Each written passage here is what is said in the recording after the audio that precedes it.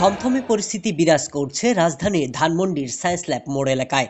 একদিকে অবস্থান নিয়ে স্লোগান দিচ্ছে ঢাকা কলেজের শিক্ষার্থীরা, অন্যদিকে অবস্থান নিয়েছে সিটি কলেজের শিক্ষার্থীরা। পরিস্থিতি নিয়ন্ত্রণে রাখতে সেখানে উপস্থিত হয়েছে সেনাবাহিনীর সদস্যরা। এর আগে সংঘর্ষ থামাতে উভয় পক্ষের উপর টিয়ারশেল এবং লাঠিচার্জ করা হয়, আর এতে বেশ কয়েকজন আহত হয়, আর এতেই ক্ষুব্ধ হয়ে ওঠেন শিক্ষার্থীরা। আমরা কি চাবো, মানে এখানে আমার ভাইদেরকে মারা হয়েছে, তাদের বিচার চাই। এই সেনাবাহিনী যারা অন্যায় করছে তাদের বিচার আনতে হবে। এটা কোনো আইয়ুব খান বা কোনো এর সাথে সেনাবাহিনী নয়, এটা কোনো এর সাথে সেনাবাহিনী বা আইয়ুব খানের সেনাবাহিনী নয়, এটা ইয়াহিয়া খানের সেনাবাহিনী নয়। যারা এইভাবে করে ইয়াহিয়া খানের সেনাবাহিনীকে আমরা দেখেছি, তারা ক্যাম্পাসে ঢুকে ঢাকা বিশ্ববিদ্যালয়ে 300 ছাত্র 1971 সালে 25 মার্চে হত্যা করেছিল। এটা সে ঢাকা বিশ্ববিদ্যালয় নয়, এটা সে 1971 সালে 25 মার্চ নয়।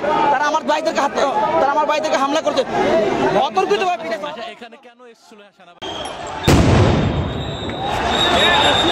এর আগে ঢাকা কলেজ এবং সিটি কলেজের শিক্ষার্থীদের মধ্যে দফায় দফায় সংঘর্ষের ঘটনা ঘটে। প্রত্যক্ষদর্শীরা জানায়, সায়েন্স ল্যাব মোড় এলাকায় ঢাকা কলেজের শিক্ষার্থীরা একটি বাস ভাঙচুর করেন, আর এর পরপরই সিটি কলেজের শিক্ষার্থীরা প্রতিক্রিয়া জানিয়ে তাদের সাথে সংঘর্ষে জড়িয়ে পড়ে।